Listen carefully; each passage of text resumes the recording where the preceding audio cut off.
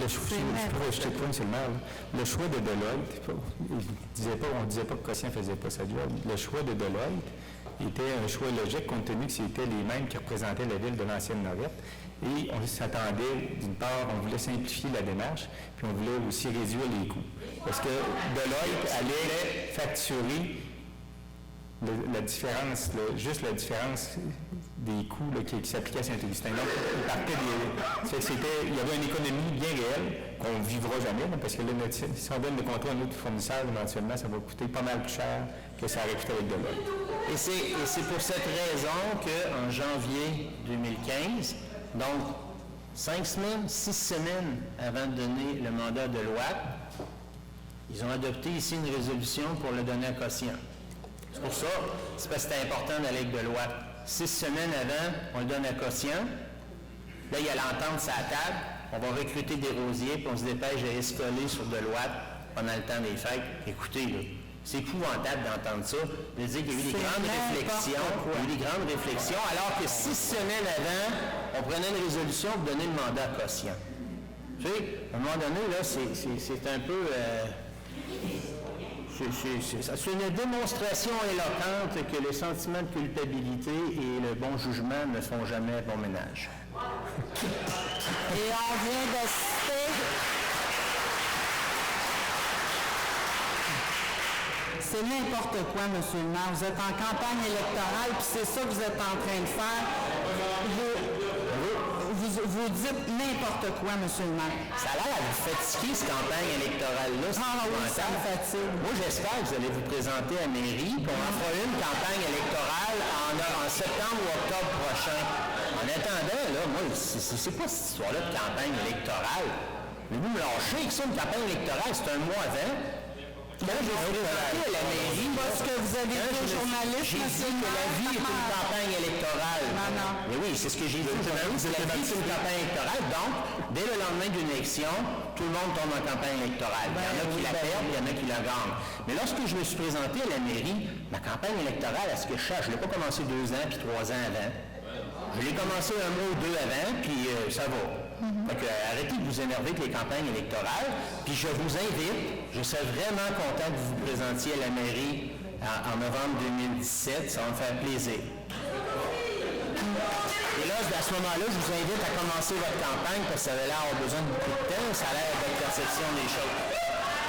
Maintenant, est-ce que vous êtes prêts à passer au vote sur le report?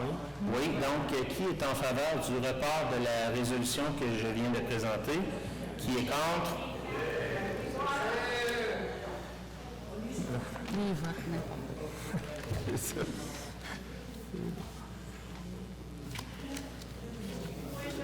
va passer à la résolution 2016-517-B. Excuse à la firme Deloitte pour le comportement inapproprié du maire Junot et reprise des discussions pour la ratification de l'entente en jury comptabilité. Donc, effectivement, S'il vous plaît, laissez M. Potvin s'exprimer. j'ai toujours rêvé de faire des spectacles de Sébastien Delis. Merci beaucoup. C'est des rires enregistrés, je sais pas. Même de toi, S'il vous plaît. Oui, on y va.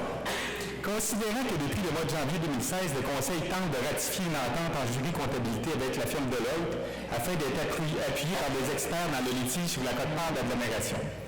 Considérant que la décision du Conseil, en choisissant Deloitte, avait comme objectif de simplifier les procédures et de faire bénéficier les citoyens d'économies en lien avec les frais juridiques, compte tenu de la similarité des dossiers de la ville de l'Ancienne-Lorette et de la ville de Saint-Augustin, considérant qu'il n'y a pas de meilleure expertise ou meilleur coût pour soutenir la ville dans les circonstances, considérant que la résolution adoptée par le Conseil le 4 octobre dernier et octroyant officiellement un mandat à la firme Deloitte est tout à fait conforme, considérant qu'en refusant sciemment de signer la lettre mandat constituant le contrat avec la firme Deloitte, le maire va à l'encontre d'une décision légitime du Conseil municipal, considérant le comportement inapproprié du maire Junot qui, par ses courriels, lettres, communiqués aux médias et menaces de poursuite, a incité la firme Deloitte à se retirer comme expert, considérant que le comportement du maire va à l'encontre des valeurs de la ville de Saint-Augustin.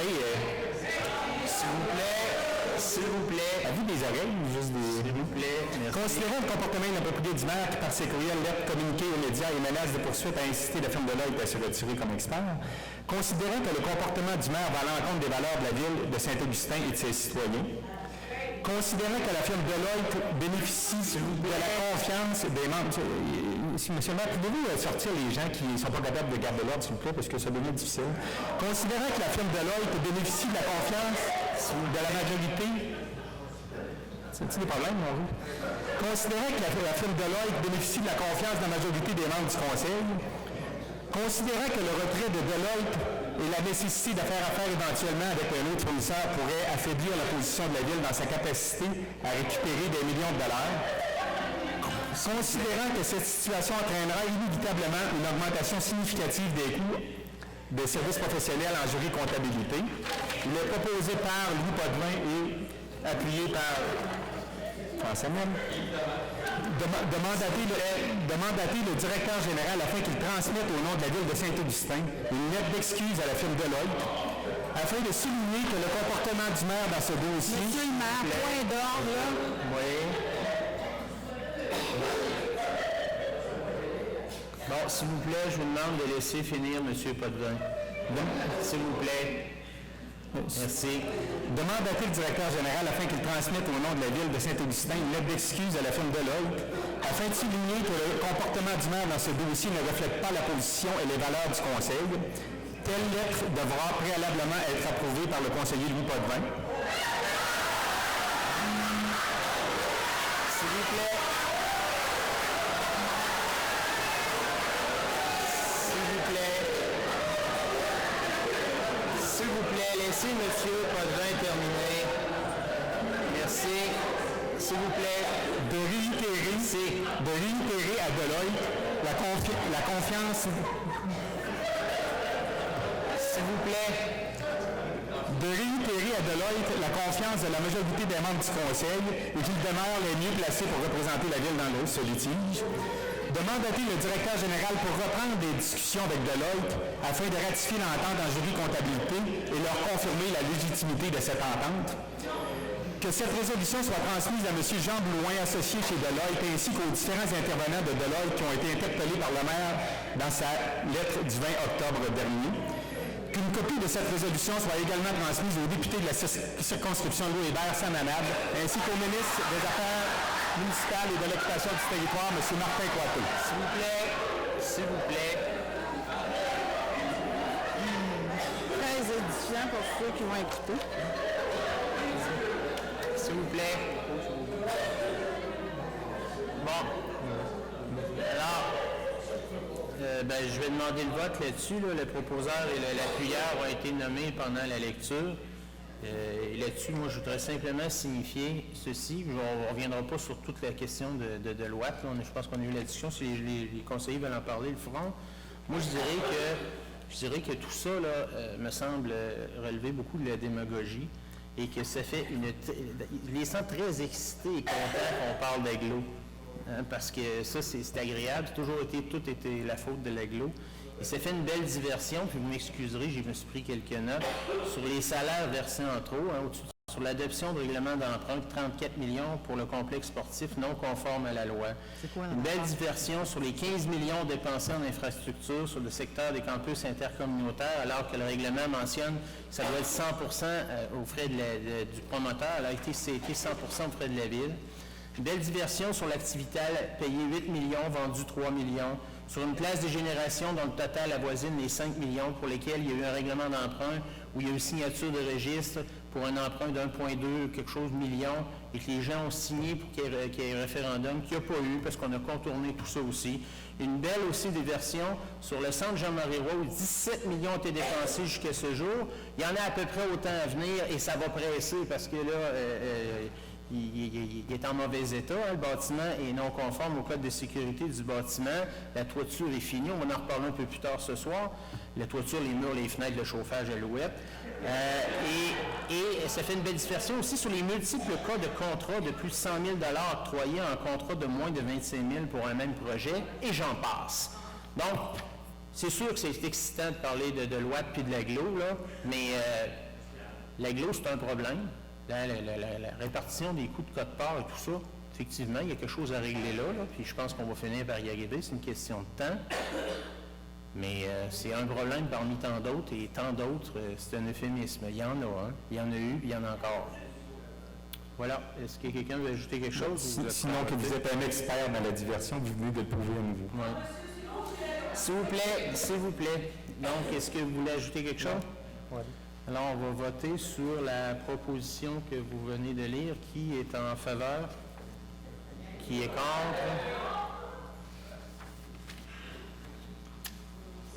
On va passer à la section proposition, résolution 2016-518. Conseil, modification du calendrier des séances ordinaires pour les mois de novembre et décembre 2016. Le Conseil modifié adopte un nouveau calendrier pour les séances ordinaires du Conseil des mois de novembre et décembre 2016, tel que le permet le règlement sur la règle interne et la procédure d'assemblée du Conseil de la République du Saint démarre. Que ce nouveau calendrier prévoit la tenue de séances ordinaires aux dates suivantes: 15 novembre 2016, 22 novembre 2016, 6 décembre 2016, 19 décembre 2016, et que les séances du Conseil aient lieu à 19h30 à l'heure actuelle ou de 100 ou à toute la façon.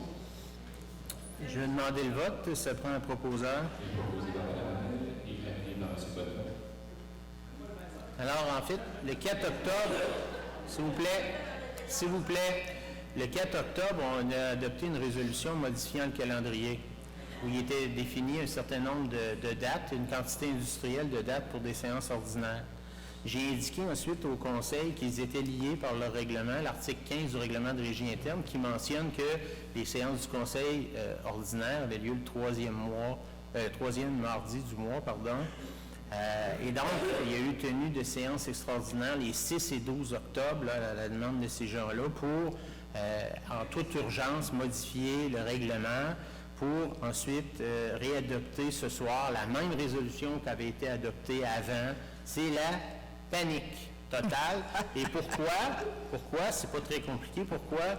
Parce qu'on sait que l'article 7 de la loi sur le traitement des élus stipule que l'adoption du règlement sur la rémunération des élus doit être faite au cours d'une séance régulière du Conseil et être précédée de la présentation d'un projet, etc.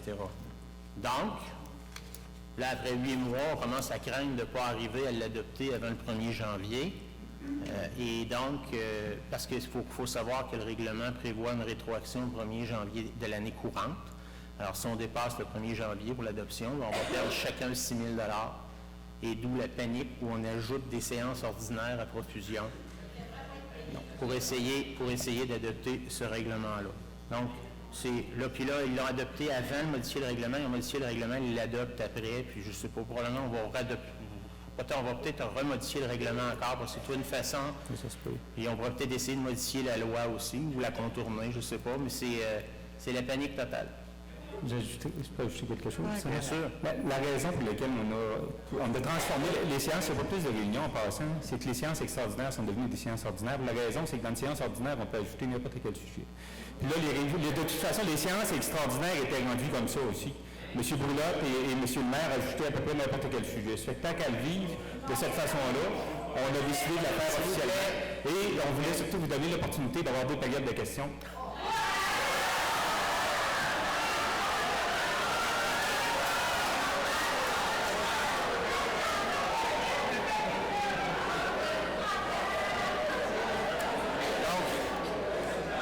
Est-ce que quelqu'un veut ajouter quelque chose?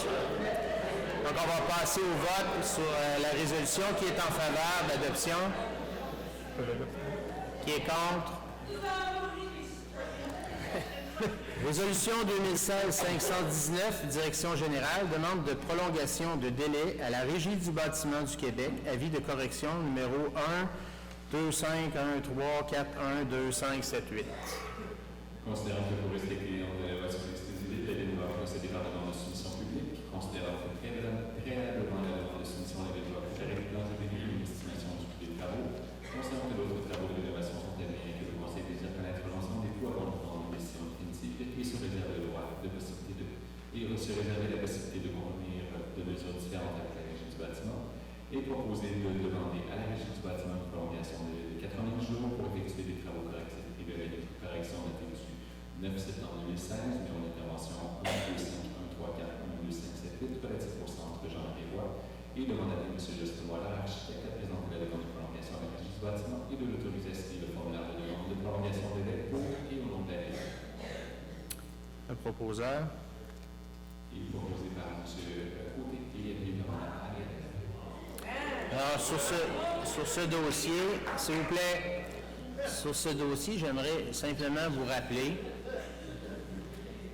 et je vais en finale appuyer la demande de report, parce que, s'il vous plaît, je vais en finale appuyer la demande de report parce qu'il faut finir par avoir les chiffres là, pour finir par faire comprendre les choses aux gens. Là. Donc, on va se donner le temps d'avoir les évaluations. Mais on a quand même ici, à la ville de Saint-Augustin-des-Desmaures, dépensé 3,2 millions de dollars pour acheter ce bâtiment-là, sans avoir fait d'inspection du bâtiment.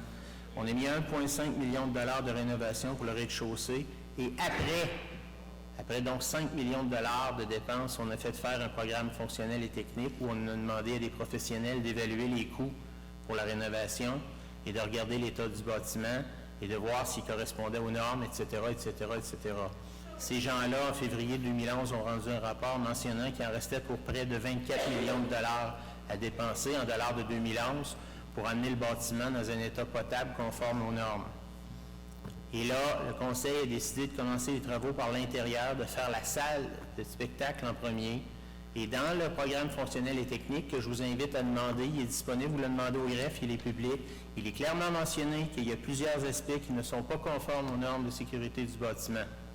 Donc, le problème qu'on a aujourd'hui avec la régie du bâtiment, on le connaît depuis l'achat ou à peu près, donc depuis 2011. Et s'ajoute à ça le fait qu'aujourd'hui, la toiture est finie, les murs sont finis, les fenêtres sont finies et le chauffage est fini aux étages supérieurs. La finition intérieure n'est pas faite au deuxième et au troisième et il y a de l'amiante. Alors, avec toutes ces considérations-là, juste pour ce que je viens de nommer, il y en a pour 12 millions ou à peu près, sans compter la mise aux normes que la RBQ nous demande et sans compter la finition du deuxième et du troisième étage à l'amiante.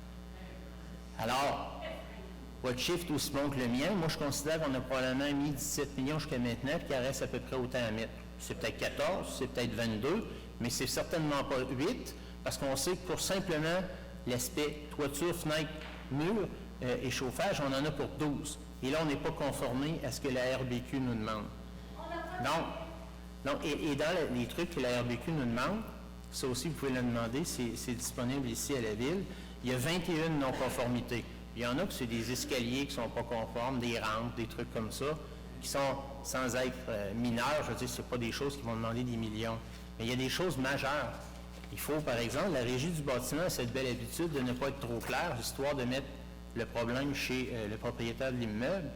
Il est mentionné qu'il faut construire le bâtiment incombustible, conformément aux exigences de telle sous-section du Code de sécurité du bâtiment. Là, on parle de gicleurs, on parle de pare-feu, de coupe-feu, etc. Là, dans le domaine commercial, pour une bâtisse comme le centre Jean-Marie Roy, là, on ne parle pas d'un affaire de 12 000 piastres. Là. C'est phénoménal comment ça coûte tout ça. Le propriétaire du bâtiment doit, à la demande de régie, fournir une attestation de solidité du bâtiment ou de sécurité d'une installation d'un équipement de ce bâtiment. Fournir donc une attestation de solidité pour les poutres, colonnes, poutrelles trouées, endommagées ou avec des soudures défaillantes. Réduire la distance de parcours jusqu'à une issue. Présentement, la distance à franchir pour atteindre une issue dans le gymnase est trop grande. Ajouter une issue, et celle-ci devra être conforme aux exigences concernant les issues et être identifiée comme telle. Un corridor utilisé par le public doit comprendre une séparation coupe-feu d'au moins 1 heure. Présentement, les séparations coupe-feu des corridors sur tous les niveaux ne sont pas conformes. Trouées, ouvertures, verre clair, etc. sont présents un peu partout. Les séparations coupe-feu n'assurent pas l'intégrité d'une heure. Assurer la continuité de toute séparation coupe-feu, etc. Des trouées, des ci, des ça. Donc, c'est une partie de la finition qu'il va falloir faire à l'intérieur pour se conformer aux normes. Et ça, vous retrouvez, allez le demander, prenez ce document-là, puis allez voir le programme fonctionnel des techniques de 2011, puis vous allez retrouver tous ces éléments-là dès 2011. Par contre, ce qu'on a fait en 2011, c'est qu'on a fait la salle de spectacle. On n'a pas fait les travaux qu'il y avait à faire. On n'a pas fait la toiture. On n'a pas réfléchi. Il n'y a eu aucune réflexion, aucune analyse. C'était n'importe quoi d'un bout à l'autre. Et j'ai vérifié, j'ai regardé tout le dossier, en dessous, au-dessus, dans tous les sens, l'agglo n'était pas là-dedans, pantoute. Rien.